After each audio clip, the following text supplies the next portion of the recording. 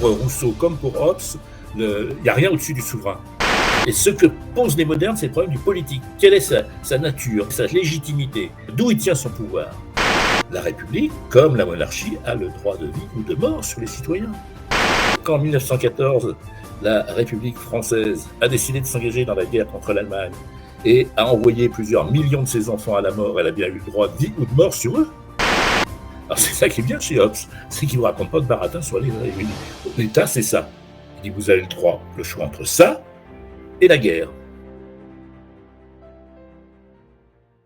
Philosophe, vous avez écrit plusieurs ouvrages, notamment une quarantaine d'ouvrages dans lesquels vous avez écrit ou collaboré, parmi lesquels ceux que j'ai sous la main, à savoir Hobbes pour penser notre temps, sur lequel on va revenir un peu plus longuement. Le voici, on le mettra en encadré de toute façon pour que nos auditeurs voient un peu plus.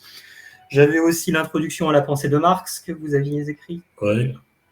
Le comprendre Marx. Oui.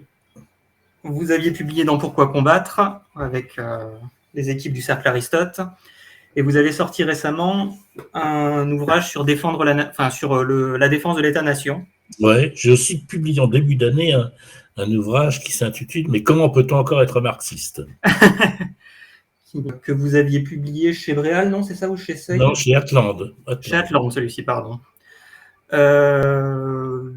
Du coup, ce dont on va parler aujourd'hui, je pense que ça va un peu rejoindre votre dernier ouvrage sur l'État-nation. Pour Marx, c'est peut-être un peu plus distant comme lien, mais on va aborder un des penseurs de la souveraineté aujourd'hui, à savoir Hobbes,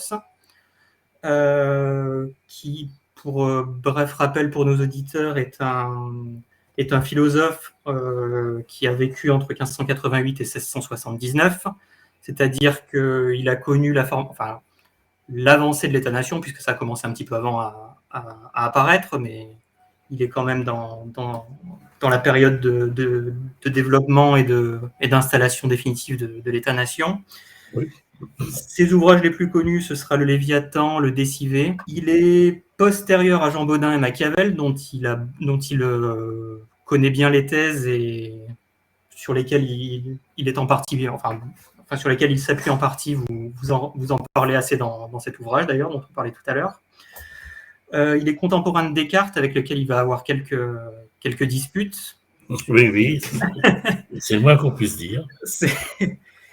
Et il a vécu la période de l'assassinat d'Henri IV et surtout de Charles Ier d'Angleterre, ce qui va énormément marquer son œuvre, qui est pour beaucoup une œuvre sur la toute-puissance de l'État, d'après beaucoup, une œuvre sur la toute-puissance de l'État, et d'après vous, beaucoup plus une œuvre, je crois, sur la souveraineté, sur les limites et les pouvoirs du souverain. Tout à fait. Je pense que vous le placez d'ailleurs assez dans la lignée de Machiavel, dont je parlais un peu plus loin, j'ai l'impression, quand même, à vous lire. Oui. Bah, il l'a lu, Machiavel. Hein. Il a lu Machiavel. Ça se voit même quand on lit Hobbes. Hein. Et voilà, pour dire peut-être encore que parmi ses opposants qui ne sont pas si loin, on peut citer Locke et Rousseau. Oui, alors, c'est compliqué ça. Locke, oui, c'est un opposant. Enfin,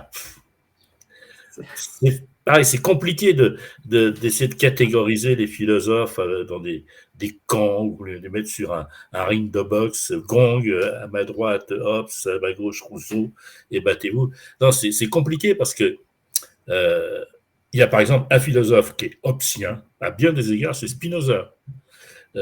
Spinoza est assez d'accord avec Hobbes. Hein. Il s'en inspire, il l'a lu, il a les livres de Hobbes. Il y a beaucoup de livres dans sa bibliothèque, hein, mais il y a ceux de Hobbes.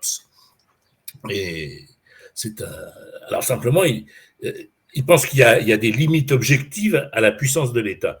Et il dit si l'État, alors comme Spinoza est aussi un machiavélien de grande classe, il dit si l'État veut durer, il a intérêt à ne pas abuser. Voilà.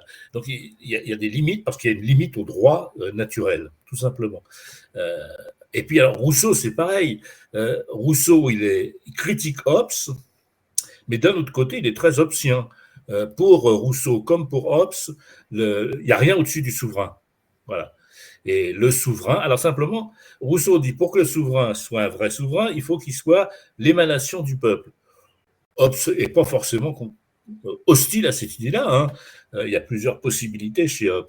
Mais donc, leurs oppositions sont souvent. Alors, bon, d'abord, les philosophes aiment bien s'opposer pour dire moi, je ne suis pas comme les autres, donc lisez-moi. Leurs oppositions ne sont pas si franches que ça. J'ai l'impression que c'est plutôt des variations sur un thème commun. Voilà. Oui, c'est ce que j'allais vous dire, qu'ils arrivent souvent à faire preuve de mauvaise foi pour s'attaquer et se trouver des divergences. Oui, oui, aussi. Oui. C'est vieux, cette histoire-là. C'est ça, oui. Ouais. Mais voilà, c'est des variations sur un même thème parce qu'ils posent tous la même question. Quelle est l'origine, la nature du pouvoir politique? C'est une question nouvelle, ça. C'est ça qui est intéressant. Alors, on la retrouve, on l'a déjà chez Machiavel, mais c'est encore un peu embryonnaire chez Machiavel. On l'a chez Bodin aussi, bien évidemment. C'est une question nouvelle, chez Grotius aussi, elle oublie Grotius, parce qu'au fond, dans la tradition antique, le pouvoir politique ne pose pas de problème en lui-même. On cherche simplement à savoir quel est le meilleur gouvernement, et puis on discute sur le meilleur gouvernement ou sur la dégénérescence des gouvernements. Mais la nature même du pouvoir politique ne pose pas de problème, puisque le pouvoir politique est conçu comme un fait de nature. Hein, l'homme est naturellement politique, comme le dit Aristote, et au fond, ils pensent tous à peu près pareil. Hein. Le seul conventionnaliste dans l'Antiquité, c'est Épicure, hein, qui s'occupe très peu de politique, mais lui pense que ça repose que sur le droit ne repose que sur des conventions pour Épicure. Mais tous les autres sont des justes naturalistes. Hein. Ils croient qu'il y a un droit naturel et que la cité est l'aboutissement de ce droit naturel. Donc il n'y a pas de problème du politique. Et ce que posent les modernes, c'est le problème du politique. Quelle est sa nature? Quelle est sa légitimité? D'où il tient son pouvoir? Alors ça, c'est lié évidemment à des transformations historiques. Hein. Vous savez que Henri IV, mais c'est la naissance de l'absolutisme, dont Machiavel fait la théorie. Machiavel, lui, regarde avec beaucoup d'attention ce qui se passe en Angleterre, ce qui se passe en Espagne et ce qui se passe en France. Hein. Il y a 2 récits de Machiavel sur ses aventures françaises. Le premier qui est assez ironique et même un peu aigre, parce qu'il a passé son temps à chercher la cour du roi de France qui nous essaie de voyager, puis on ne l'a pas bien traité. Par contre, il a fait un 2e voyage en France, il est revenu avec des choses beaucoup plus positives, et il voit dans la royauté française la constitution d'un véritable État. Et pour lui, ce que doit faire l'Italie, c'est la même chose que ce qu'ont fait les Français. Voilà. Donc il y a cette constitution, il y a le fait qu'en France, Bodin il tombe pas non plus des nues. Hein. Nous avons un grand roi absolutiste, hein, c'est François Ier. François Ier qui établit qu'il y a une langue commune pour le droit, c'est quand même pas une petite affaire, qui s'appelle le français, hein, Édith Villers-Cotterêts, et qui renforce considérablement les pouvoirs d'État central. Voilà. Et donc ces penseurs-là, ils viennent réfléchir quelque chose qui est déjà très engagé. Voilà. Henri IV est le véritable créateur, après François Ier, de l'État absolutiste en France, hein, avec des réalisations remarquables et un sens politique qui mérite encore aujourd'hui notre admiration. Hein. Voilà. Voilà ce que je veux dire. Hobbes, il ne vient pas par hasard. Et puis, sa postérité, elle se pose les mêmes questions. Voilà. Après, qu'est-ce qu'il y a d'important chez Hobbes? C'est qu'il essaie de fonder le droit politique. Hein, il essaie de dire qu'est-ce qui rend l'État légitime? Pourquoi est-ce qu'on doit obéir à l'État? Eh bien, Hobbes, il vous répond presque comme Rousseau. Enfin, Rousseau répond presque comme Hobbes. Il dit au fond, quand vous obéissez à la loi, vous n'obéissez qu'à ce que vous avez voulu. Car l'État, le pouvoir politique souverain, c'est constitué par la force des citoyens. Et la force de l'État n'est pas autre chose que la force des citoyens chez Hobbes. Alors, ça ne dit rien de la forme de l'État, ni même du fait qu'on peut transférer tous nos pouvoirs à un monarque. Ça, c'est ce que Rousseau refuse. Il dit qu'on ne peut pas transférer son pouvoir à un autre, parce qu'on ne peut pas déléguer à un autre le soin de vouloir à notre place ce qu'on veut. Ce qui n'est pas faux. Hein. Mais Hobbes, il dit quand même que la puissance de l'État, c'est la force coalisée des citoyens. Rien d'autre. Hein. Et c'est l'engagement qu'ils prennent les uns envers les autres. Et cet engagement, pour le garantir, ils décident de nommer un arbitre à qui il donne tous les pouvoirs. C'est comme dans un match de foot, hein. Il faut que l'arbitre ait tous les pouvoirs parce que sinon les joueurs vont contester et le match se termine en pugilat. C'est la même logique qu'il y a chez. D'ailleurs, il compare souvent la loi à un jeu dont on obéit aux règles. Hein. Voilà. Bon, ça c'est la première chose la plus importante chez Hobbes. Le pouvoir politique, c'est la coalition du pouvoir des citoyens. Et de tous, on fait un seul, hein, comme dans la première devise des États-Unis, qui a été abandonnée, et pluribus unum, un seul de la pluralité. Alors, ça, c'est le fond de la pensée de Hobbes. Ensuite, est-ce que Hobbes, alors Hobbes passe son temps, parce que, comme toujours, les philosophes doivent tordre le bâton, doivent être exagérés, parce que sinon on ne se fait pas entendre, hein. Voilà. Donc il exagère, il dit de toute façon, personne ne peut contester le souverain a toujours raison. Il dit, il n'y a pas de loi injuste, dit-il, parce que la loi n'est qu'une règle du jeu auquel vous avez consenti.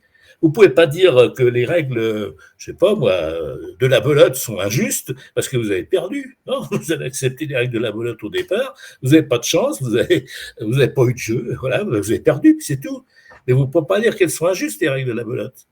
Donc, à partir du moment où c'est une loi de l'État, et ça, c'est très important parce que Hobbes ne dit pas que n'importe quel décret arbitraire de n'importe quel zigoto peut faire loi. Non. Il faut que ce soit le souverain qui a été dûment désigné par le peuple des citoyens. C'est lui qui, à partir du moment où c'est lui qui établit la loi ne peut pas être injuste, dit Hobbes. Bon, voilà. Alors, on en a fait un théoricien du pouvoir absolu. Alors, je lis ici et là que c'est un précurseur du totalitarisme, etc. Mais tout ça, c'est des bêtises. Hein. Il n'a pas inventé le totalitarisme, le pauvre Hobbes. Il a, au contraire, une fois qu'il a établi la supériorité absolue du pouvoir du souverain, quel qu'il soit, qu'il s'agisse d'un monarque, d'une assemblée élue ou d'une assemblée populaire, pour lui, les trois sont équivalents. Hein. Il n'est pas spécialement monarchiste. Ah. Comme en Angleterre, il a vécu la guerre civile. Il penche vers la monarchie, bien évidemment, parce qu'il pense que le fait d'avoir attaqué la monarchie a précipité le chaos et est très mauvais pour la vie publique, sans quoi il n'avait pas tout à fait tort. Hein. Bon, mais il dit une république est démocratique et tout aussi légitime. Il dit simplement, dans une république démocratique, c'est comme avec un monarque. Le pouvoir de la République est absolu. Et il a cette phrase, il dit, sur les murailles de Lucca, la vieille République italienne, écrit le mot libertas. Il dit, le citoyen de Lucca n'est pas plus libre qu'un sujet du sultan de Constantinople. Pourquoi ? Parce que le citoyen, il obéit à la loi Lucca exactement comme à Constantinople. Bon, on peut préférer la loi de la République de Lucca à celle du sultan de Constantinople, et moi, je la préfère aussi, mais pour autant, il y a quelque chose de commun. Et le pouvoir d'une République est un pouvoir absolu. Ce qui nous le montre, c'est que la République, comme la monarchie, a le droit de vie ou de mort sur les citoyens. Alors ça choque quand on dit ça. C'est pourtant ce qui se passe. Quand en 1914, la République française, liberté, égalité, fraternité, a décidé de s'engager dans la guerre contre l'Allemagne et a envoyé plusieurs millions de ses enfants à la mort, elle a bien eu le droit de vie ou de mort sur eux. Et ça ne cessait pas d'être une république, il y a toujours des assemblées, des débats, des gouvernements qui pouvaient tomber d'ailleurs. Hein. Clémenceau a fait chuter un gouvernement, c'était encore démocratique. Mais une démocratie, elle a aussi le droit de vie ou de mort sur les citoyens. Et ça, c'est quelque chose que Hobbes vous dit ça, là, vous prenez ça en pleine poire, parce que c'est le contraire de nos manières de penser aujourd'hui. Hein. On vit dans le monde des bisounours, un peu. Hein. Voilà, mais non, l'État, c'est comme ça. Alors, c'est ça qui est bien chez Hobbes, c'est qu'il ne vous raconte pas de baratin sur l'État. L'État, c'est ça. Il dit, vous avez le choix entre ça et la guerre de chacun contre chacun. Voilà. Bon. Alors, une fois qu'on a établi ça fermement, la deuxième partie, chez Hobbes, c'est beaucoup plus intéressant, parce que Hobbes, on s'arrête généralement au 17, 18, 19, 20, voilà, dans le Léviathan, c'est-à-dire tout ce qui justifie la souveraineté absolue de l'État. Ensuite, Hobbes, il explique ce que c'est qu'une loi. Et pour lui, une loi, ça ne peut pas être un truc arbitraire. Il dit, d'abord, la loi doit être un commandement public. Il n'y a pas de loi privée. Il ne doit pas y avoir de choses qui sont cachées. Rien que ça, ce n'est pas une petite affaire, parce que beaucoup de commandements des États existants ne sont pas nécessairement publics. Il y a beaucoup de choses cachées, à commencer par la diplomatie, qui est toujours secrète. Bon, lui, il dit une vraie loi, c'est une loi qui est publique, qui est énoncée en termes clairs et non équivoques. Là, il faut en prendre de la graine. Et puis, il doit y avoir une logique dans la loi. Voilà. Les lois ne peuvent pas se contredire. C'est-à-dire qu'il fait une théorie de l'état de droit. Et les citoyens ne peuvent être condamnés que selon la loi. Alors la loi, elle est produit de ce que fait le souverain. Donc, le citoyen n'a pas à se plaindre. S'il est condamné à mort, c'est que la loi l'a condamné à mort. Mais ça se fait selon la loi. Et je pense qu'on a trop souvent omis d'étudier tous les passages passionnants de Hobbes sur sa théorie du droit. Voilà. Et puis, je voudrais terminer sur Hobbes par un point. On dit souvent, Hobbes, il est pour une pensée officielle. Parce qu'effectivement, Hobbes, il a connu des guerres de religion. Il dit, en gros, vous laissez la liberté religieuse aux gens, vous êtes sûr que ça se termine en guerre. Ils vont se battre pour n'importe quoi. Il a bien vu comment on se battait entre protestants et catholiques pour la virginité ou non de la Vierge Marie et d'autres calembrodènes de la même farine. Donc il dit, non, il faut qu'il y ait une religion officielle. Donc il dit, il faut une religion d'État, puis c'est tout. Bon, il a peut-être tort, mais Rousseau dit pareil. Simplement, Rousseau dit, la seule bonne religion officielle, c'est la religion civile, que lui imagine. Mais il prononce aussi qu'il faut une religion officielle. Et puis, Robespierre, grand disciple de Rousseau, vous savez, il se rendait toujours à l'Assemblée avec le contrat social dans sa poche. Robespierre essaye aussi d'établir une religion publique de l'État. Spinoza dit pareil aussi, si je fais le tour pour montrer qu'avec le méchant Hobbes, tous les bons, ils sont d'accord avec lui.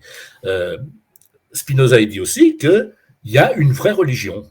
Alors, il dit les autres, les religions superstitieuses, il faut les laisser faire, mais il ne faut surtout pas les persécuter, parce que si vous les persécutez, vous aurez des ennuis. Mais il faut que tout le monde se mette d'accord sur quelques principes qu'il appelle la vraie religion. Alors, c'est des principes simples, charité, concorde, la paix, tout ça, tout ce qui fait qu'une cité peut vivre. Bon, alors Hobbes, lui, dit il faut prendre la religion du roi ou du souverain de l'époque, et puis on ne discute pas, il faut qu'il y ait une religion officielle. Mais on oublie souvent que Hobbes explique en détail que l'autorité de la religion ne peut pas s'étendre à la science. Voilà. Du point de vue scientifique, vous avez la liberté de penser et de rechercher. Et puis il ajoute, il dit, c'est pas bien grave quand même l'obligation religieuse, parce que vous êtes obligé de sacrifier au rite public, mais qui vous empêche de penser ce que vous avez envie de penser? Alors, c'est d'autant plus vrai que Hobbes, lui, ne croyait pas un mot de la religion officielle de son pays. Hobbes, c'est une sorte... il ne dit pas ouvertement qu'il est athée, mais ça revient au même. C'est un matérialiste. Il dit l'idée de substance incorporelle est une idée absurde. Voilà, donc il dit vous gardez toujours votre liberté de penser. Ça, c'est aussi ce que dit Spinoza. Votre liberté de penser, on ne peut pas vous l'enlever. Alors, pourquoi Spinoza n'est pas d'accord avec Hobbes? Sur un point, c'est que Spinoza dit il ne sert à rien d'imposer une pensée à des gens qui pensent autrement. Parce qu'il dit la liberté de penser est tellement ancrée en nous, elle est notre essence même. Si vous bafouez cette liberté de penser, si vous essayez d'obliger les gens à parler autrement que selon leur cœur, vous allez les rendre haineux contre l'État et ça finira mal. Voilà. Mais sur le fond, le désaccord, c'est vraiment une question d'application, quoi. Spinoza dit en gros à Hobbes, ton truc là, c'est pas vraiment applicable. Il vaudrait mieux que la liberté de penser soit garantie. Mais il y a toujours cette même idée que ce qui détermine au fond la pensée politique, c'est la cohésion de la communauté politique. Voilà. Bon, voilà pourquoi. Alors après, je vais m'arrêter là parce que je suis très bavard, mais Hobbes, ça a aussi de l'importance, évidemment, quand on parle des relations internationales, mais si vous voulez, on y reviendra après. Vous parlez justement du positivisme chez Hobbes, du positivisme juridique, j'entends. On peut, vous, d'ailleurs, dans votre livre, je pense que vous en faites plus ou moins un précurseur de Kelsen. Ouais, il y a beaucoup de choses que l'on va retrouver chez Kelsen, oui. qui est un juriste assez éminent, enfin une personne assez éminente chez les juristes plutôt, pour nos auditeurs qui ne seraient pas de ce monde-là, qui est connu pour avoir édité qui est connu pour son ouvrage de la théorie pure du droit, dans lequel il évoque l'idée d'une hiérarchie des normes, avec une norme constitutionnelle qui tire son autorité d'elle-même d'ailleurs, et dont toutes les autres doivent dériver. Et ça, donc, vous dites que c'est déjà en germe chez Hobbes, cette idée-là. Oui, l'idée que la loi est un ensemble hiérarchique logiquement organisé, ça c'est déjà chez Hobbes. Quand vous parliez des philosophes antiques, au début vous dites qu'eux, ils se posaient surtout la question de la forme du gouvernement, que c'est pas vraiment son problème à lui, à vrai dire. À Hobbes, lui, c'est plus la légitimité du pouvoir plus que la forme du pouvoir.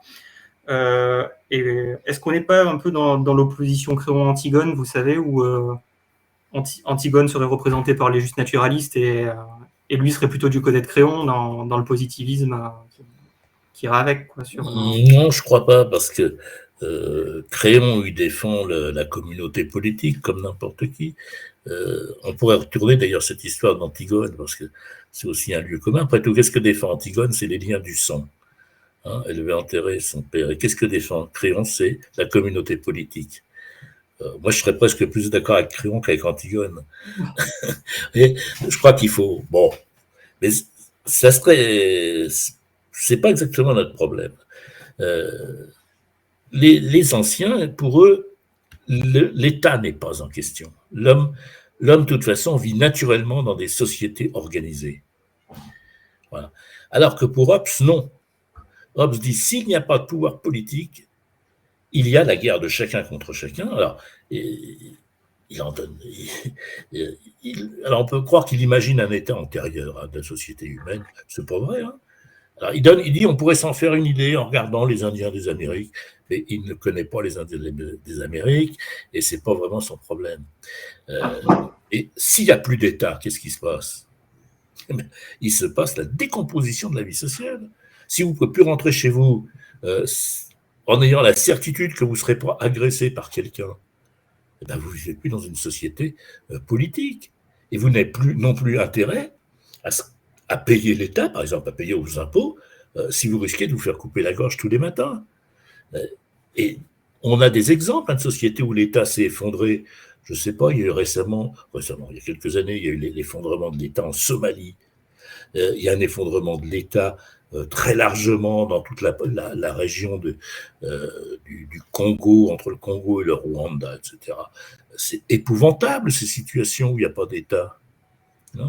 Alors, Nietzsche disait que l'État est un monstre froid, c'est même le plus froid des monstres froids, mais un monstre froid, ça vaut mieux qu'un monstre chaud, j'ai envie de dire. Le monstre animé par les passions les pires est indomptable, celui-là. Et de ce point de vue, un mauvais État vaut mieux que pas d'État du tout. On peut partir de ce principe-là. Alors, sauf si on est pour la révolution à tout prix, n'importe quand, pour n'importe quelle situation, mais non.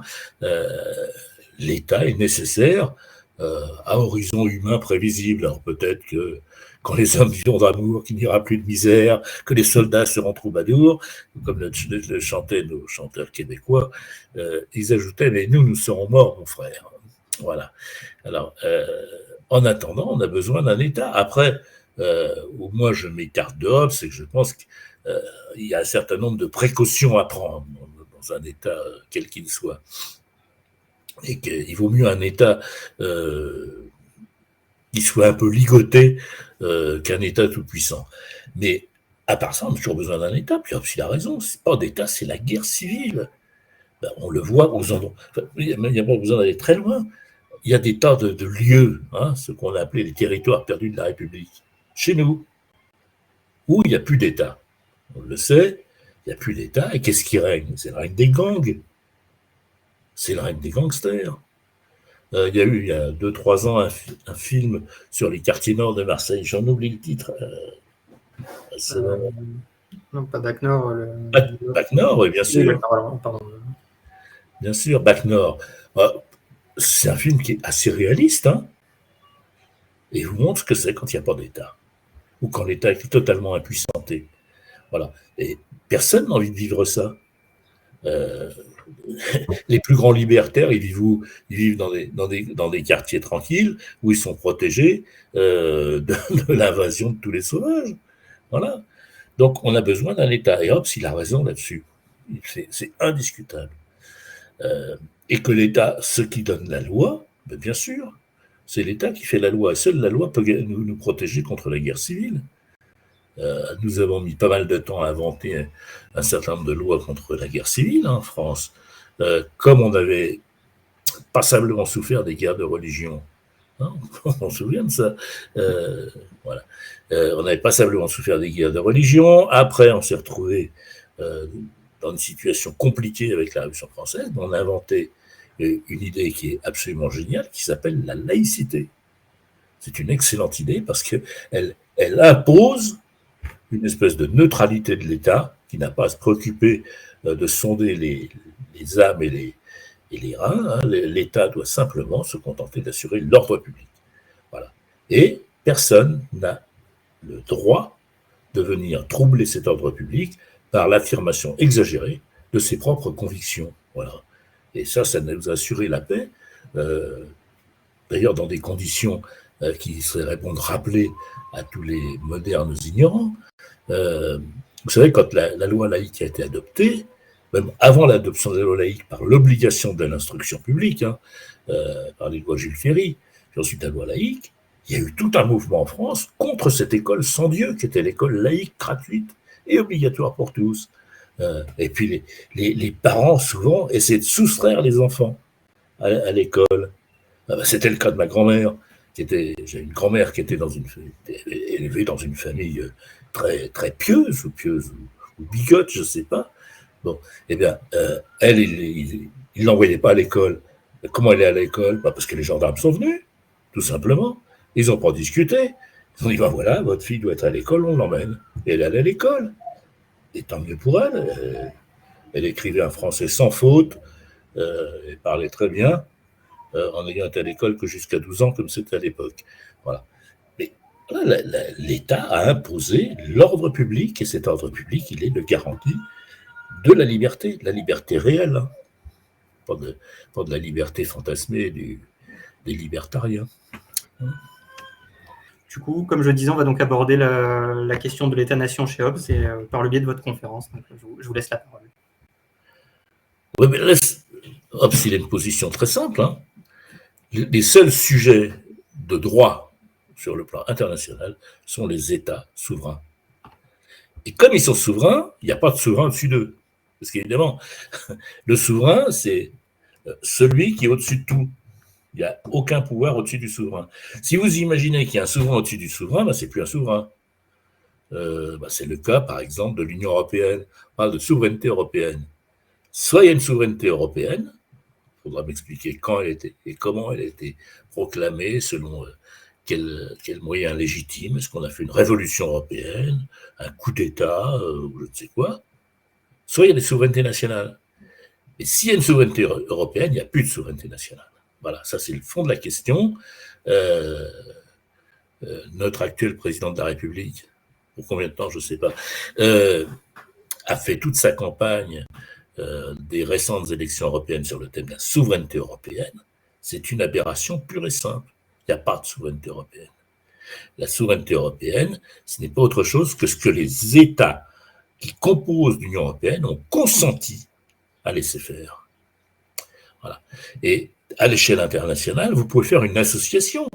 Après tout, les individus font des associations entre eux, ils font des associations commerciales, des sociétés pour jouer au football. Donc il n'y a pas de raison que les États ne fassent pas des associations. Mais en aucun cas, ces associations n'érigent un pouvoir souverain. Voilà. Et les seuls souverains sont les États.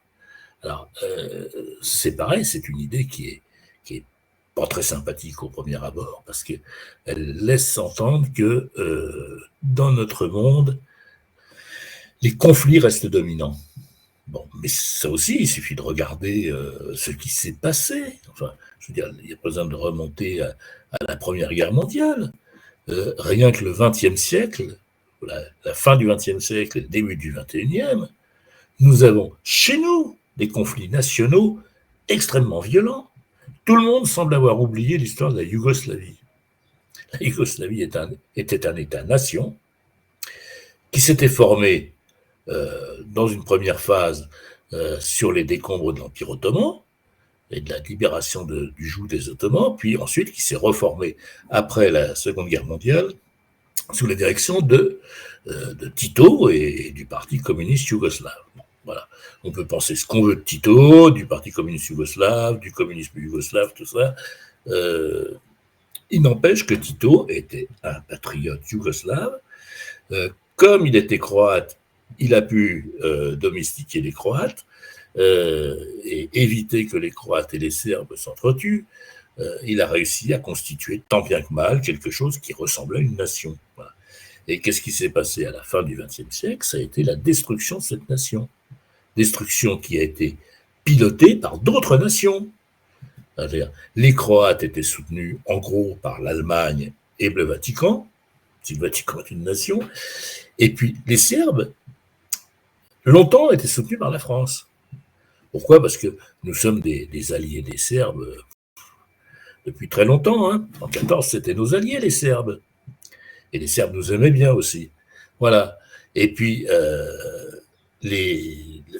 ça a été donc un déchirement entre nations européennes qui s'est joué sur le terrain yougoslave.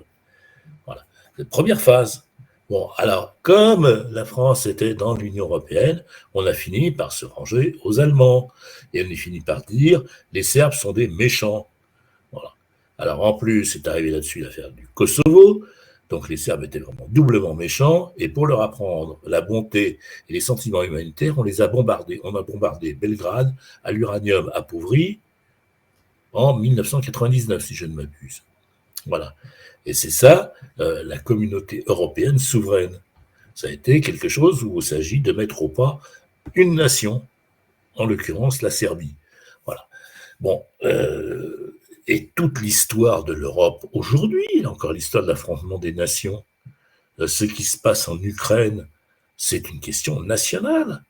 Alors, après, quelle position il faut prendre? On ne va pas rentrer là-dessus aujourd'hui, hein. Mais la Russie défend ses intérêts nationaux.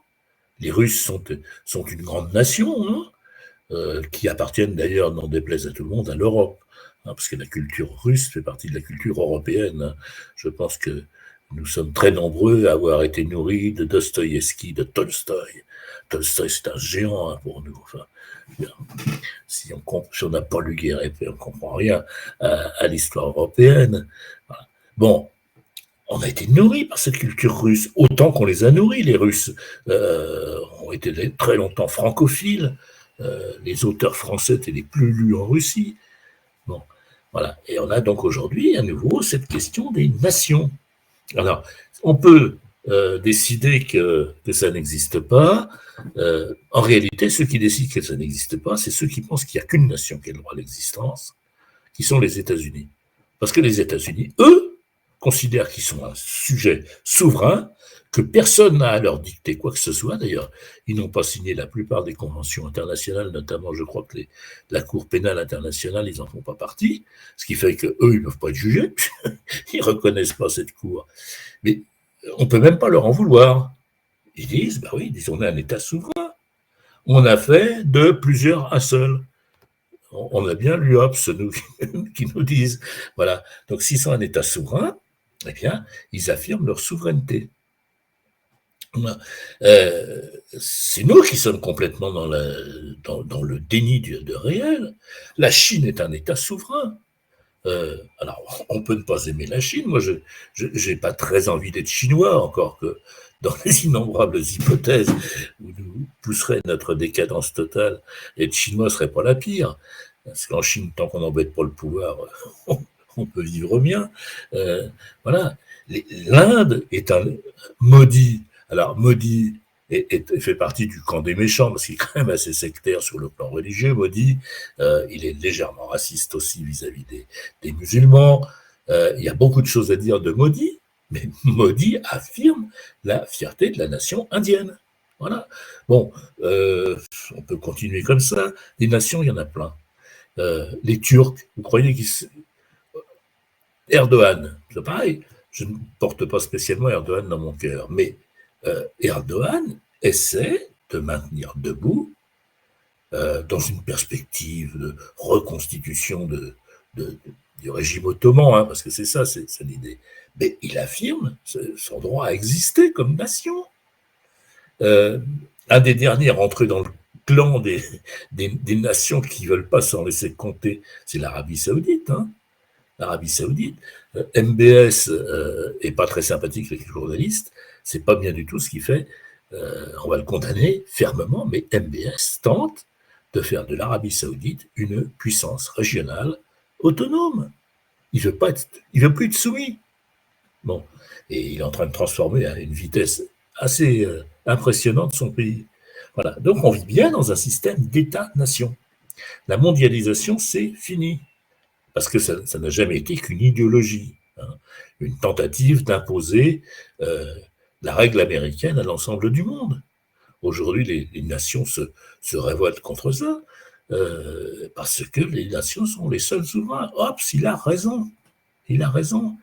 Et le seul moyen qu'on peut trouver d'éviter d'être en guerre les uns avec les autres, c'est de signer des accords de paix, c'est de s'entendre, c'est la diplomatie.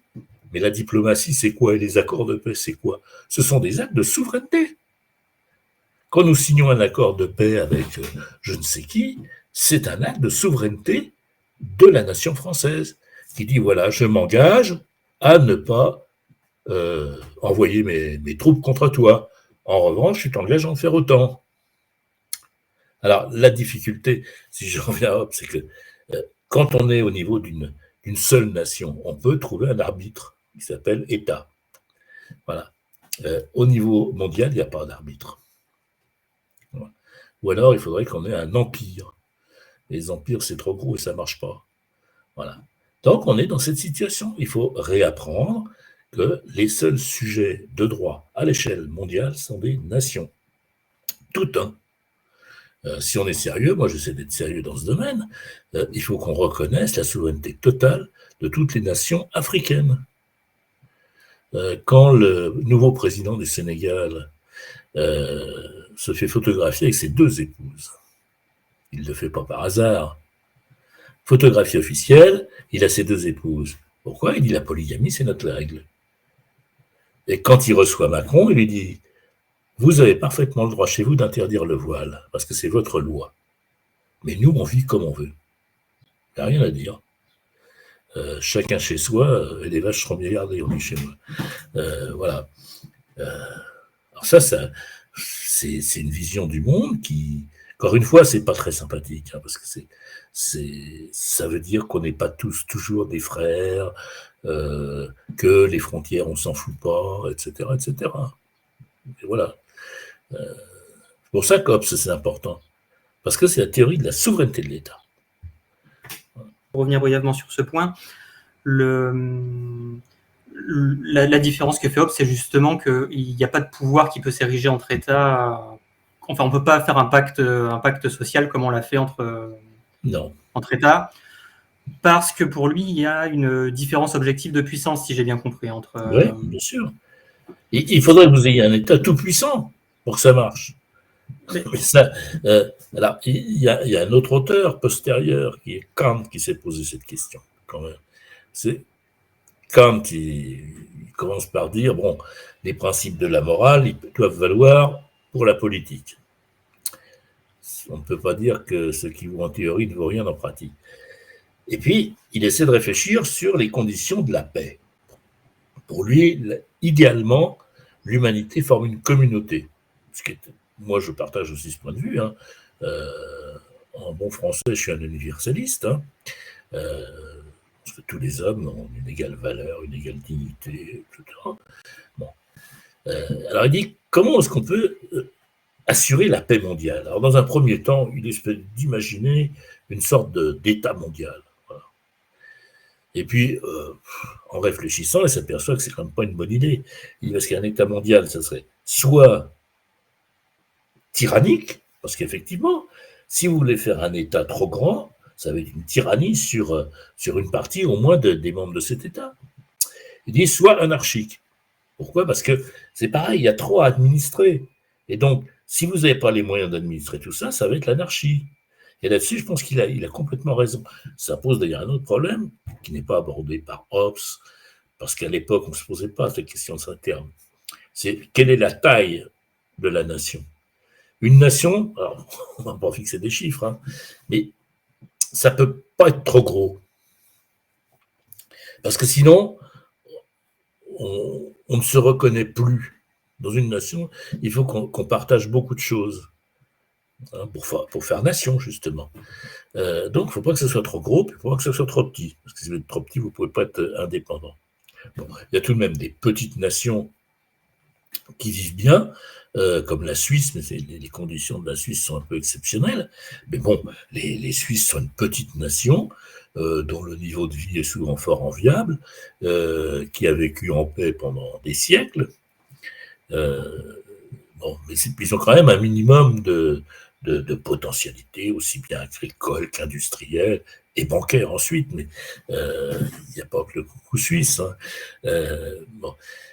Mais en gros, il faut qu'une nation, elle ait une taille pas trop grande. Voilà. Un des gros problèmes de la Russie, c'est qu'elle est très grande. Et que comment, avec 150 millions de Russes, défendre l'unité d'un territoire aussi vaste? C'est le vrai problème de la Russie. Hein. Voilà. Bon, donc, les nations, elles doivent avoir une taille optimale. Parce qu'effectivement, si elles sont trop grandes, vous ne pouvez pas les gouverner.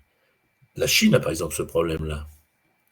On peut reprocher des tas de choses au gouvernement chinois, ça c'est incontestable.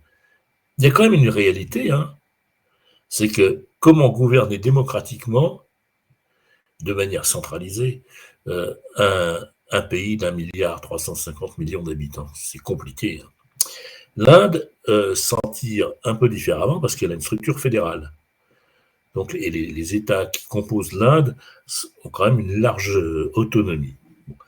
Mais il y a un problème de taille. Alors, quand il ne réfléchit pas trop sur la taille, il me dit, voilà, il dit, si vous mettez tout le monde ensemble, on n'arrivera pas à avoir un seul État démocratique. Donc, il réfléchit, comment est-ce qu'on peut garantir la paix? Et pour ça, il faut admettre l'existence des nations. C'est pour ça qu'il invente ce projet de paix perpétuelle, qui est pour moi un bon texte de référence. Son projet de paix perpétuelle admet, premièrement, il dit, pour qu'une nation soit pacifique, il faut que les citoyens soient ceux qui décident la guerre. C'est dit, si ceux qui décident la guerre, ils vont moins faire la guerre que si c'est ceux qui ne payent pas le prix de la guerre qui la décident. C'est parfaitement exact, ça aussi, on pourrait s'en souvenir aujourd'hui. Deuxièmement, il dit, je vais insister sur cette clause, la deuxième clause, c'est la non-ingérence. Vous ne pouvez pas vous occuper du comportement d'un autre pays tant qu'il ne vous embête pas. Et de la même façon que dans la vie civile, vous n'avez absolument pas à vous préoccuper des comportements d'un individu, fût-il scandaleux, dès lors que cet individu ne s'attaque pas à votre liberté. Voilà. Je ne sais pas, quelqu'un mène une vie de patachon que ma morale réprouve. S'il ne fait pas du tapage nocturne et s'il ne s'en prend pas aux gens autour de lui, il n'y a rien à dire. On peut le condamner moralement. Hein. On peut éviter de le saluer. On n'est pas obligé de lui serrer la main.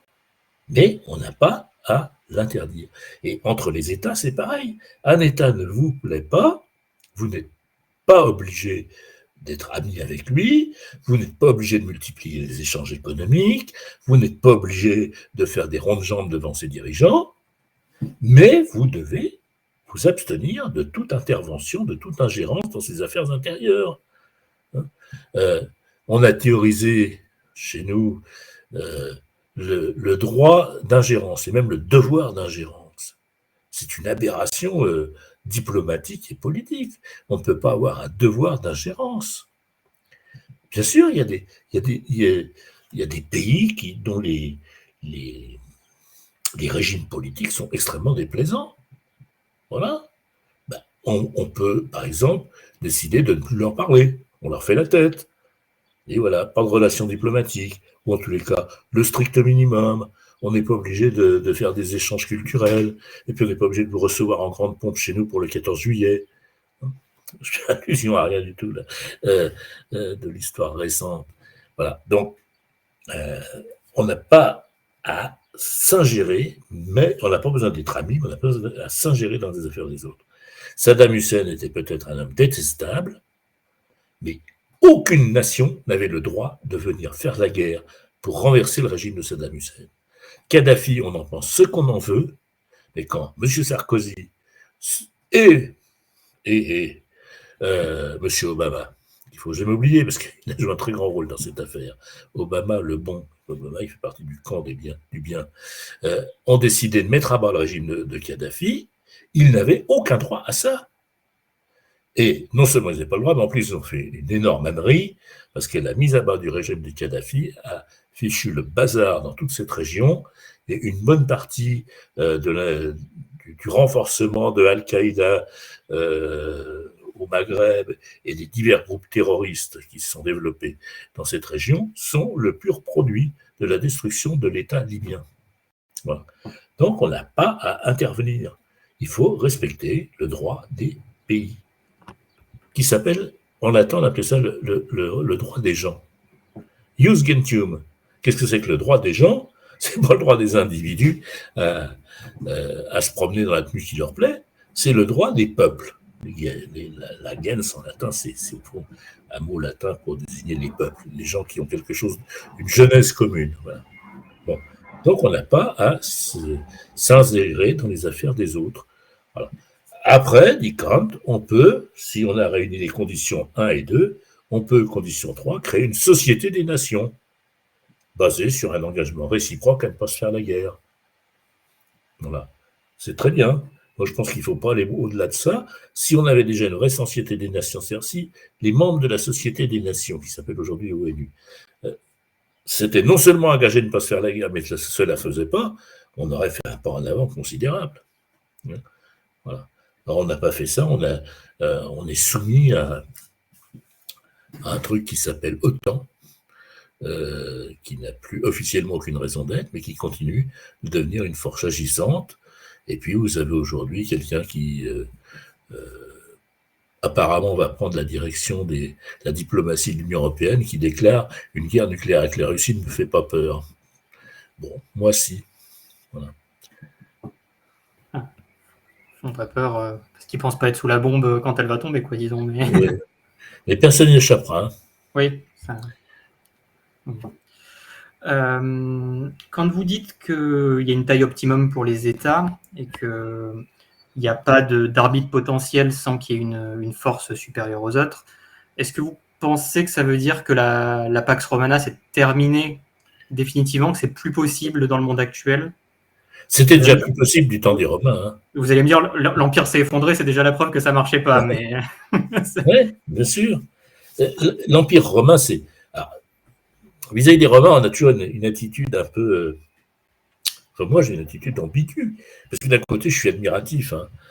Bon, il suffit de voir les extraordinaires architectes et maçons qu'ils étaient. Ça. Vous regardez le pont du Gard, ça vous laisse baba quand même, ça tient toujours debout. Vous allez à Rome. Je crois qu'il n'y a pas de ville plus belle dans le monde que Rome. Hein. Moi, je suis un italianophile invétéré. Bon. Et les Romains ont inventé beaucoup de choses. Une bonne partie de notre droit vient des Romains. D'un autre côté, les Romains, c'était pas du tout comme nous. Ils étaient à la fois très proches, parce qu'on parle la même langue qu'eux. Hein, nous parlons le latin, contrairement à ce que tout le monde croit. Nous parlons la langue des Romains, nous sommes pétris de la culture romaine. Alors, je sais pas, moi, quand on apprenait le latin, moi j'ai commencé à apprendre le latin au lycée. Je me souviens avoir fait des traductions de la guerre des Gaules de César. Après, on traduit du Cicéron, du Virgile, tout ça. On est chez nous, chez les Romains. Et en même temps, ils sont profondément étrangers. La cruauté des Romains nous est complètement insupportable. Hein. Leurs mœurs. Et quand on regarde bien pourquoi la République s'est effondrée, parce qu'en réalité, cette République n'était qu'une coalition des grandes familles, des gentas, hein. La genses Julia de notre cher Jules César était une grande famille. Et puis, vous aviez les autres. Et puis, qu'est-ce qui se passait? Comme ils n'avaient pas de ils n'étaient pas soumis en vérité à un pouvoir trop fort. Ils n'avaient pas un pouvoir assez fort, les Romains. Mais qu'est-ce qui se passait? À chaque fois que l'un avait des problèmes, il déclarait la guerre aux autres. Ils ont vécu dans un régime de guerre civile fréquente. Hein. Pourquoi Jules César va conquérir les Gaules? Parce que Jules César est criblé de dettes. Je ne sais pas s'il y a une prison pour dette à Rome, mais il n'allait pas s'en tirer. Pourquoi il est criblé de dettes? Parce qu'il payait pour avoir les voix populaires. Hein. Il était le parti représentant du parti démocrate, hein, César, et pas du parti des optimates comme Cicéron. Bon. Et puis il n'a plus de sous, donc il va faire la guerre des Gaules parce qu'il se paye sur le dos de la bête. Voilà. Puis après, il a de l'argent pour revenir et reprendre le pouvoir. Et puis les autres font tous pareil. Et donc c'est une nation qui s'effondre parce qu'elle n'a pas créé une véritable nation. Et pourtant, ils ont en même temps inventé des choses extraordinaires. Ils ont inventé une énorme bureaucratie déjà. Hein, parce qu'on dirigeait depuis Rome par des ordonnances qui étaient envoyées dans tous les coins de l'Empire. Alors, donc, c'est un côté extraordinaire, mais ça ne pouvait pas durer. C'est tout. On est sorti du régime d'Empire. Si vous voulez, la modernité, c'est Machiavel contre Dante. Ah bon, je résume les choses. Dante essaie de s'émanciper de la dictature de l'Église, hein, tout simplement, et puis il ne veut pas non plus être du côté du Saint-Empereur, donc il dit qu'il faut réveiller l'Empire romain. Il dit, il y a chez Dante, dans le De Monarchia, une apologie de l'Empire romain et de sa destinée manifeste, hein, voilà, qui était là pour établir la paix romaine. Et puis, Machiavel dit non, ça n'existe plus. Régime d'empire, ça ne peut pas marcher. Ce qui peut marcher, c'est des nations qui sont capables de s'armer, de se défendre elles-mêmes et qui reposent sur une cohésion entre les individus. Voilà. On est sorti de l'Empire et ça, c'est la grande invention européenne. C'est que on est sorti de l'Empire pour inventer des nations. Les Français, nous sommes bien placés pour le savoir. Ça a bégayé encore jusqu'aux Carolingiens. Hein.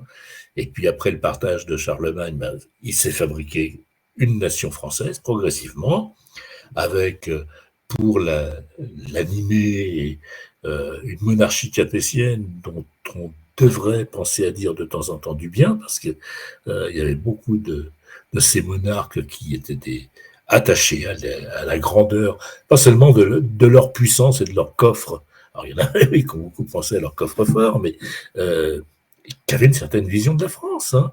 Voilà. Et puis, quand vous avez la bataille de Bouvines, hein, et bien la bataille de Bouvines en 1215, si je ne me trompe pas à l'heure qu'il est, en 1215, eh bien, vous avez toute une série d'armées qui ne sont pas simplement des chevaliers, qui deviennent des armées de France. Hein. Et je ne sais plus, je crois que c'est Philippe Auguste qui est devenu roi des Francs, qui passait, avant le roi était le roi des Francs, et il devient le roi de France. C'est-à-dire c'est à ce moment-là où se fabrique une nation. Louis X le Hutin, par exemple, prend toute une série de mesures pour assurer, par exemple, Louis X le Hutin abolit l'esclavage en France et affranchit tous les esclaves qui arrivent en France. Bon, voilà, vous avez toute une série de ces monarques. Alors, certains étaient des gens d'une grande intelligence, hein, je pense à Henri IV par exemple, d'autres pas forcément, mais ils ont réussi, à la fois pour leurs ambitions personnelles, mais aussi parce qu'ils étaient poussés par quelque chose, à fabriquer quelque chose qui s'appelle la nation française. Voilà. Et les autres pays ont fait pareil un peu. Alors certains avec retard, hein, mais l'Angleterre très vite est devenue alors deux nations. Ça c'est leur problème, qui n'est peut-être pas totalement réglé, parce que c'est un royaume uni, des Anglais et des Écossais, pour l'essentiel. Mais ils ont créé un État, ils ont créé leur propre liberté, leur façon de voir. Je veux dire, les Anglais sont les Anglais, voilà. Ils ne sont pas simplement perfides, hein, c'est pas simplement la perfide Albion, c'est aussi une nation admirable hein, par certains aspects, très désagréable par d'autres, parce que l'égalité, c'est pas leur truc, mais le courage, c'est le leur, oui. Voilà, donc c'est comme ça qu'on est sorti. Et l'Europe, c'est d'abord cette invention géniale des nations. Voilà, qui sont à mon sens, un bon intermédiaire entre le trop petit, c'est-à-dire les liens du sang, la tribu, voilà, tout ce qui fait reposer la communauté humaine sur quelque chose qui est à peine humain, qui sont les liens du sang. Et puis d'autre part, l'universel qui est beaucoup trop grand. Il faut trouver un intermédiaire, et la nation, c'est un bon intermédiaire. Dans votre livre, quand vous parlez de Hobbes, bon, vous le comparez, enfin vous faites des liens avec Locke, comme je disais au début. Locke, il a une descendance politique chez les pères fondateurs. Je pense qu'on qu'on est d'accord là-dessus. Hobbes, de ce que je crois comprendre, il y a pas de, enfin, c'est plus diffus si je comprends bien. Est-ce qu'on a une idée de est-ce qu'on a une concrétisation politique de l'État hobbesien qu'on pourrait, enfin, un État qu'on pourrait regarder en disant bon, l'État de Hobbes, c'est ça. Je veux dire, ils le sont tous. Parce que Hobbes, il ne vous dit pas comment ça doit marcher. Il vous dit quelle est l'essence de l'État. De ce point de vue, ils sont tous hobbesiens. Okay. Les Anglais viennent de libérer Julian Assange. Mais ils ne s'étaient pas embêtés avant. Hein. Ils pensaient que leur intérêt d'État, c'était de le garder sous les verrous. Ils l'ont gardé sous les verrous. Nonobstant les grandes théories sur la liberté des Anglais, l'habeas corpus, tout ça. Non, ils ont pensé que l'intérêt national, c'était ça. Je pense qu'ils ont eu tort. Ils se sont bien trompés. Et puis que ça vient de leur stupide soumission aux États-Unis. Hein. Mais ils se comportent de manière très... L'État n'a pas... Il n'y a rien qui vient limiter son exercice. Hein. Et c'est ça la vérité. Chez nous, c'est pareil. Hein. On n'est pas hobbesien, on est rousseauiste, tout ça. Mais je sais pas, quand les malheureux gilets jaunes ont été dire là, ça ne va plus, on meurt de faim, on s'en sort plus, eh ben, on a fait donner la police pour leur apprendre les bonnes manières. Tous les États qui tiennent debout sont hobbesiens. Hein. Alors, voilà. Moi, oui, je vois ce que vous voulez dire. Un peu... Et par rapport à Locke, je crois qu'au fond, ils ont la même problématique, Locke et Hobbes. Ils pensent tous les deux qu'à la liberté de la loi s'oppose. Simplement, Locke dit on a intérêt à ce qu'il y ait le maximum de liberté et le minimum de loi, et Hobbes, qui n'y croit pas, dit non, ça c'est des blagues, la liberté se réduit à la liberté de vivre confortablement du fruit de son travail, et le reste, c'est l'État qui décide. Au fond, vous pourriez mettre un curseur qui se déplace entre les deux, mais ce n'est pas une opposition franche non plus. La liberté américaine des pères fondateurs, d'abord, s'étendait pas à tout le monde, comme vous le savez, puisqu'après avoir proclamé que les hommes étaient tous égaux, ils ont rajouté sauf les Noirs. Bon, il paraît que c'est nous qui sommes structurellement racistes. Bon, les États-Unis sont fondés là-dessus. Hein. Bon. Et puis après, il y a eu un renforcement continuel du pouvoir d'État. On parle de l'État profond aux États-Unis, mais c'est le contraire d'ailleurs d'un État hobbesien de ce point de vue-là. Parce que l'État hobbesien, c'est publicité des lois. Hein. Aux États-Unis, vous pouvez être mis en cabane sans qu'on vous dise pourquoi, genre Guantanamo. Donc voilà, je crois que tous les États sont plus ou moins hobbesiens, en ce sens qu'ils sont tous absolus, mais ils ne sont pas tous hobbesiens au sens où les principes juridiques qui fondent la légitimité de l'État chez Hobbes sont loin d'être toujours respectés. Voilà ce que je pourrais dire sur ce sujet. Okay. Vous avez parlé pendant un moment au début de la question de la religion chez Hobbes. Est-ce que, alors, le fond de l'affaire, ça a quand même l'air d'être le fait de supprimer le pouvoir religieux de son... Ah oui. Dans l'État, lui, c'est quelque chose qui tient absolument à... Enfin, il tient à déléguer le pouvoir aux civils, si je puis dire. Enfin, y compris le pouvoir religieux doit appartenir à l'autorité civile. Oui, okay, parce qu'il est dans l'État anglais où le roi d'Angleterre a les pouvoirs. Ah oui, de ce point de vue-là, il justifie la prise de pouvoir sur la religion qu'a fait la monarchie britannique. Hein. Oui. Est-ce qu'on est dans une sorte de fidéisme chez lui ou est-ce que c'est un peu différent? Parce que là, pour le coup, lui, il pense même pas qu'il y a vraiment besoin d'y croire à ce qu'on prêche. Ah non, non. C'est pas une question de croyance, il s'en fiche des croyances. Ce qui compte, c'est ce qu'on fait. Voilà. Et il dit, le mieux, c'est que tout le monde accepte les mêmes rituels. Parce que par exemple, une religion, ça sert à dire quel jour vont être des jours de fête. Tiens, voilà, ça c'est une question d'État. On décide. Dans l'Ancien Régime, avant que la France ne bascule du côté obscur de la force, comme dirait, eh bien, il y avait je ne sais pas combien de jours de fête. Et puis, les bourgeois arrivent au pouvoir, ont trouvé que ça faisait quand même beaucoup, et ils avaient même imaginé que la semaine ne fasse plus 7 jours, mais 10 jours, pour n'avoir qu'un dimanche tous les 10 jours au lieu d'un dimanche tous les 7 jours. Bon, voilà, c'est à ça que c'est une religion, c'est déterminer qu'est-ce qui est jour de fête. Où commence le férié, où commence l'année, où finit l'année, etc. Tout ça, c'est du religieux qui est contrôlé par l'État. Si l'année commence le 1er janvier, c'est parce qu'on l'a décidé, parce qu'on a mis ça après la fête de Noël, 7 jours après Noël, et à Noël, ça a été décidé arbitrairement il y a très longtemps, alors qu'il paraît que Jésus serait né plutôt au mois d'avril, si on en croit la configuration des astres qu'ont suivi les rois mages. Mais bon, et puis au moins 6-7 ans plus tôt. Voilà. Mais la religion, de ce point de vue-là, est toujours une religion d'État. Il ne faut pas trop se raconter de salade. Voilà. Nous, on a domestiqué la religion chrétienne, ça c'est notre avantage. Mais on ne l'a pas éliminé, hein. Domestiqué, oui. On reste, à bien des égards, on reste aussi la fille aînée de l'Église. Hein. Oui, enfin, il y a toujours un fond chrétien dans nos lois, ça c'est sûr, oui. Oui, bien sûr. D'ailleurs, enfin, bon, pour le coup, il se place justement dans la ligne de Kelsen, mais il diffère, enfin, il dissocie plutôt totalement morale et droit. Oui. Hobbes. Oui, bien sûr.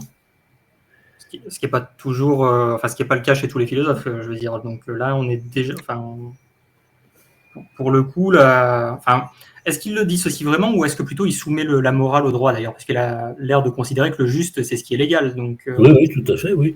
De ce point de vue, oui, il soumet la morale au droit, oui. Le droit est le plus important, puisque c'est ce qui nous fait tenir ensemble. Et de ce point de vue, c'est très moral. Parce que si vous encouragez des comportements qui visent à dissoudre la société, ce n'est pas très moral, parce que ça finira très mal pour tout le monde. Voilà, alors après, effectivement, il y a des conflits, il y a des cas à traiter. Alors, quand on lit le détail du Léviathan, par exemple, il propose toute une série de cas compliqués sur dans quel cas on peut faire ceci, cela et tout. C'est très complexe, hein, le Léviathan. C'est pas simplement, oui, la loi, le point final. Il admet parfaitement qu'il puisse y avoir des questions morales qui rentrent en conflit avec la loi. Il essaie de traiter ça comme des cas particuliers. Mais globalement, ça c'est peut-être son côté ancien. Hein. Aristote, il disait la même chose. Hein. Il dit qu'est-ce qui doit diriger la morale? C'est la politique. Il dit la politique est une science architectonique par rapport à l'éthique. Donc, c'est-à-dire c'est la politique en tant que science de l'organisation de la communauté qui doit commander la morale. Et effectivement, ce sont alors, les raisons morales et les raisons politiques ne peuvent pas être dissociées, je crois, fondamentalement. Hein. On a besoin d'une... je sais pas, le patriotisme, c'est de la morale. Mais à ce propos, il a justement l'air de vanter l'État-nation sans patriotisme. Ouais, ah bah oui, c'est-à-dire qu'il est très embêtant. Ouais. Oui, il dit en gros, il dit voilà, tant que l'État vous protège, vous lui donnez l'obéissance. Et si vous ne protège plus, bah, il faut faire avec. Hein. Alors ça, c'est de son côté qui laisse d'ailleurs une grande marge de manœuvre en vérité. Parce qu'il dit si vous ne protégez plus, vous passez à l'ennemi, parce que l'ennemi est le seul à vous protéger, bah, vous n'avez pas tort. Hein. Vous défendez votre droit de nature à exister. Donc ça, c'est pas très patriotique, il faut le reconnaître. Mais c'est exactement la conséquence de ce qu'il dit aussi quand il dit l'État doit vous protéger, mais si l'État vous fait la guerre à vous, par exemple, si dans votre vie vous êtes menacé, eh bien, vous êtes parfaitement fondé à résister. Alors, il dit simplement, vous n'y arriverez pas parce que vous êtes contre la puissance de l'État, donc vous avez peu de chances d'y réussir. Mais il n'y a aucune obligation morale d'accepter sa condamnation à mort.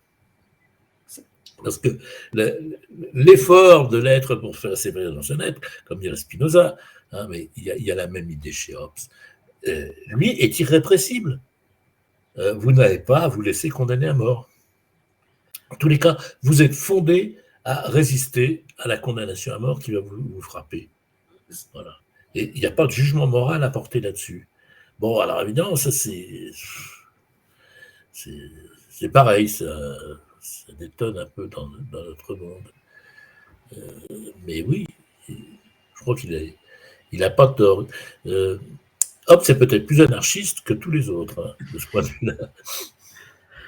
Mais justement, il y a quelque chose que j'ai un peu du mal à percevoir dans sa pensée, parce que quand il dit qu'on peut résister si l'État nous condamne à mort, il me semble qu'il y a un peu l'idée qu'on sort du pacte social, si vous voulez, oui, mais à ce moment-là. Parce que si vous êtes en guerre, si vous êtes condamné à mort, c'est que l'État est en guerre avec vous.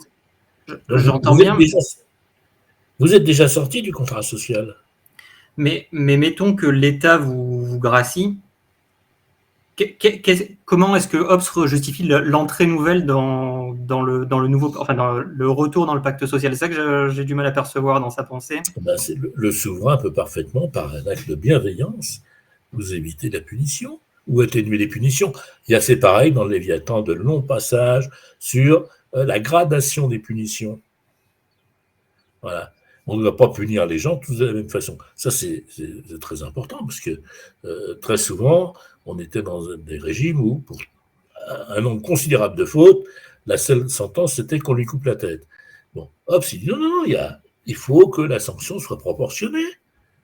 Ça semble clair, d'ailleurs. Ça anticipe les délits et des peines de Beccaria. Je ne sais pas si ça l'anticipe, mais oui, c'est une idée qui va être très largement commune au XVIIIe siècle, cette idée qu'il faut réformer la politique pénale. Et il imagine lui aussi une politique pénale. Je ne sais plus, il faudrait que je retrouve ça. Oui, il y a une doctrine pénale de Hobbes.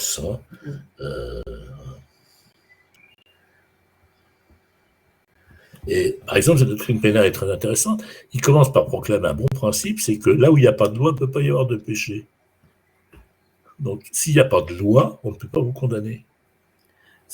Et même pas vous condamner moralement, il va très loin quand même, parce qu'il ne peut pas y avoir de péché.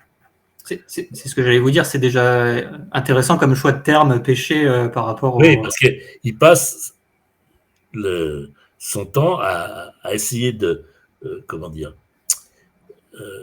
traiter du droit sous un angle théologique. Et parce que ça fait aussi partie d'abord des problèmes de l'époque, l'importance de la théologie, et donc Spinoza aussi parle du péché quand il traite des mêmes questions. Mais disons que de ce point de vue-là, il y a quand même une espèce de soumission à la religion, c'est pas le terme, mais si vous voulez, il y a un fond de morale religieuse qui a l'air de percer un peu quand il parle de péché, ce qui n'y a pas forcément... Oui, mais parce qu'ils parlent tous dans ces termes-là, parce que vous ne pouvez pas parler au XVIIe siècle autrement que dans ces termes-là. Mais que ce soit lui ou Spinoza, ils sont sortis du théologico-politique. Ils sont dans l'ère politique. Alors, ça ne les empêche pas d'utiliser... C'est une stratégie, on va dire. Stratégie rhétorique. Leur idée, c'est de montrer que, en gardant le vocabulaire religieux et sans vouloir froisser personne, on peut changer radicalement notre point de vue. Vous savez, quand Spinoza écrit l'éthique, la première partie s'appelle « De Dieu ». Voilà, vous dites, on est encore dans la religion, là. Et puis, quand vous avez fait le tour de son Dieu, vous savez que vous en êtes sorti. Eh bien, avec Hobbes, c'est pareil. Il y a tout un passage qui est consacré à l'enfer, au monde des ténèbres, etc. Mais comme vous avez chez Baudin une démonologie, voilà. les gens de cette époque vivaient dans un monde qui était pénétré par cette culture, et donc pour en sortir, vous étiez obligé de prendre des termes de cette culture. Ça ne veut pas dire qu'ils étaient liés sur le plan religieux, hein, Spinoza, Hobbes religieusement. Donc, quand on a justement lu du corps, par exemple, pour lui, il n'y a que des corps, hein. Il n'y a rien d'autre. Et la pensée, c'est que des mouvements de notre corps, hein, pour lui. Donc, l'âme immortelle, il n'en croit pas un mot. Ouais, quand il parle de l'esprit, justement, il dit qu'on ne peut pas saisir ce que ça signifie quand il parle de Dieu. Il dit que c'est des mots dépourvus de sens. Hein. Pour l'âme, oui. Il consacre d'ailleurs une partie des premiers chapitres à déterminer qu'est-ce qui a du sens, qu'est-ce qui n'en a pas. Il essaie de faire une sorte d'épistémologie générale avant de se lancer dans la politique. J'avais un peu une question sur est-ce qu'il est possible de sortir du contrat social? Comme vous savez, la BOSI dit si vous êtes esclave, c'est parce que vous le voulez bien.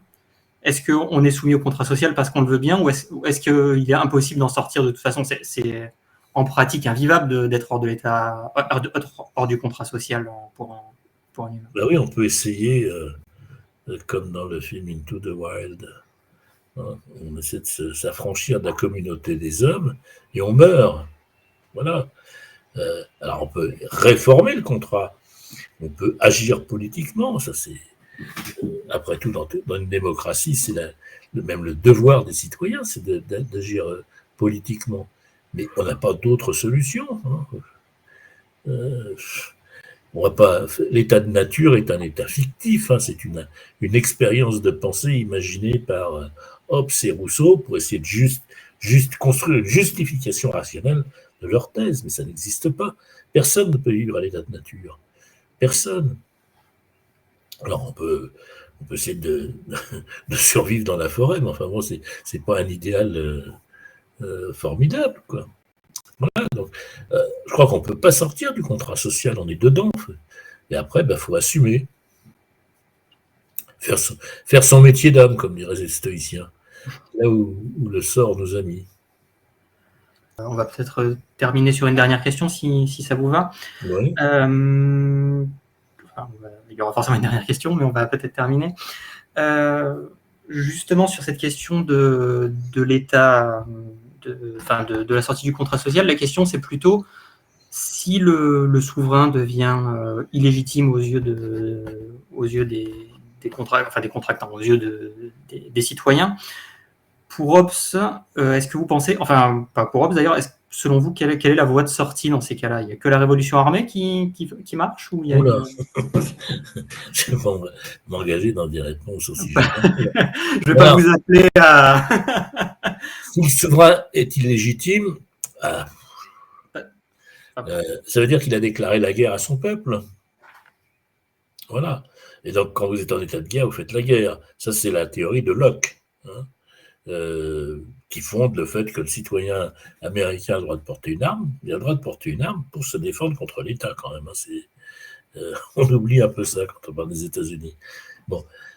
Alors, c'était d'ailleurs une des premières mesures des révolutionnaires, je crois, en France aussi, d'instaurer le droit du port d'armes pour tout. Oui, qui était réservé aux nobles, hein, voilà. Bon. Le droit de chasse, par exemple, aussi, c'était lié. Bon. Après, quand le souverain est illégitime, c'est qui le souverain? Si j'en crois notre définition, le souverain, c'est le peuple. Il n'y en a pas d'autre, hein, dans ce pays. Donc, s'il est illégitime, c'est-à-dire qu'on peut quitter ce peuple. Bon, on n'est pas content du peuple, on s'en va. Ça, c'est une possibilité, hein, après tout. Il y a beaucoup de gens qui disent la France, on est pique-pente. C'est très simple. Hein. Il y a des avions, on peut partir. C'est pas gênant. Donc, l'illégitimité du souverain, je ne sais pas trop précisément ce que ça veut dire. Par contre, que certains ministres, hein, c'est-à-dire des serviteurs, aient décidé de se servir au lieu de servir, usent de leur pouvoir pour opprimer les particuliers, ça exige une action. Bon. Moi, ce que je préfère pour ça la forme républicaine, parce que la République a l'avantage, si on la conçoit comme elle doit être, de donner des possibilités de limiter les dégâts. Voilà. Là-dessus, Montesquieu, il a bien vu les choses quand il dit que tout pouvoir tend au pouvoir absolu. Et tout pouvoir tend à abuser du pouvoir. Et il dit la seule chose qui peut arrêter un pouvoir, c'est le pouvoir. Bon. Donc la séparation des pouvoirs, ça, c'est pas très obscien comme thème, mais me semble quelque chose de très important. On doit pouvoir se défendre devant la justice. Bon, évidemment, il arrive que la justice soit au service de l'autre pouvoir. Donc là, vous êtes refait. Hein. Mais en bonne logique, on devrait défendre l'indépendance de la justice, et qui n'est pas garantie sérieusement dans notre constitution actuelle. Hein. Bon, on devrait pouvoir défendre l'indépendance du Parlement à l'égard de l'exécutif, qui n'est pas garantie non plus, etc., etc. Donc on devrait avoir toute une série de mécanismes qui nous évitent justement d'avoir recours à la violence. Je pense que la révolution violente est la pire des choses. Hein. Là, c'est pour un marxiste un peu bizarre, mais je ne suis pas marxiste, donc ça va. Donc la révolution violente est la pire des choses. Elle nous conduit fatalement à la tyrannie et à des situations tout à fait insupportables. Hein. Donc il faut qu'on ait un régime qui nous permette de trouver des accords, des compromis, et qui permettent d'atténuer les conflits. Sachant que les conflits, eux, sont inévitables. Ça, je suis machiavélien. Machiavel, il dit dans toutes les républiques, il y a un conflit entre les grands et le peuple. Les grands, c'est ceux qui veulent dominer, le peuple, c'est ceux qui ne veulent pas être dominés. C'est une simplicité biblique. Et à partir du moment où on sait ça, eh bien, il faut trouver un système étatique qui permette d'organiser ce conflit. Voilà. Par exemple, une manifestation, un tumulte. Hein, Rome, dit Machiavel, était une république tumultuaire, et les tumultes du peuple ont toujours été bénéfiques à la liberté. Bon, eh bien oui, nous avons intérêt à être dans des républiques un peu tumultuaires. Quand il n'y a plus de tumulte, c'est que le peuple est passablement corrompu, comme dirait Machiavel, c'est-à-dire qu'il est plus prêt à défendre sa place de peuple. Mais ça ne veut pas dire que tout le monde doit gouverner tout le temps, c'est pas l'anarchie. Hein. Voilà. Donc il faut trouver un accord pour régler les conflits. Sachant qu'encore une fois, quand il n'y a plus de règlement des conflits, hormis la force, hormis l'intervention militaire ou l'intervention armée, c'est qu'on est très mal parti. C'est arrivé, hein, je pense qu'entre 40 et 45, on n'avait pas d'autre choix que la résistance. Pas d'autre. Ça ne veut pas dire que tout le monde aurait, que même moi j'aurais fait ce choix, c'est difficile de dire ça quand on n'a pas été confronté. Mais oui, je pense que là, on était obligé de passer à cette lutte armée. Mais c'est quand même rarissime, hein. C'est rarissime. Bon, j'en entends aujourd'hui, il paraît qu'on va voter dimanche. Bon, j'en entends aujourd'hui qui appellent à l'insoumission, au refus d'obéir, et même à la grève générale si d'aventure un certain parti obtenait la majorité absolue. Non, il faut être raisonnable, On ne va pas faire de grève générale ni d'insurrection parce qu'un parti qui ne nous plaît pas ou qui nous plaît, ça dépend des gens, va avoir pris le pouvoir s'il l'a pris légalement. Voilà, c'est tout. Et ceux qui vont se retrouver embêtés par ce nouveau pouvoir, ils n'auront qu'une chose à faire, c'est de convaincre leurs concitoyens qu'ils auraient mieux fait de voter pour eux. Voilà, c'est pas compliqué ça, il faut leur parler aux citoyens, s'occuper de ceux dont ils souffrent vraiment, s'occuper vraiment de leurs problèmes et pas les renvoyer d'un air méprisant comme ça se fait trop. Donc moi je suis pas trop pour les conflits violents. Hein. Moi, il y en a mieux c'est. Pas de résolution, alors, mais okay. Mais ok, bah écoutez, je vous remercie pour cet entretien. Je vous remercie de m'avoir invité. Hop, on mettra donc. J'ai oublié de le dire en introduction en vous présentant, mais vous avez aussi un blog sur lequel vous écrivez, donc on mettra le lien en dessous pour que les gens puissent aller le consulter. Oui. Enfin, à dire, moi, j'ai deux moyens d'expression sur Internet, parce que j'ai un blog sur lequel je mets plutôt de la philosophie, qui est mon blog personnel, et puis j'écris sur un site que je co-anime avec mon ami Jacques Cotta, qui s'appelle La Sociale. Voilà. On mettra tous les liens en dessous pour. C'est un site qui a ça fait 24 ans qu'on fait ça. Donc on est un peu résistant dans ce monde impitoyable. Vous faites partie des vieux sites quand même pour. Ah oui, tout à fait. Pour l'éviter, il n'y en a pas beaucoup qui ont. Oui. qui tiennent On est très têtu, hein. Puis on est vieux aussi, donc pour avoir un vieux site, il faut déjà être vieux. Hein. 24 ans, ça fait pas si vieux. Alors.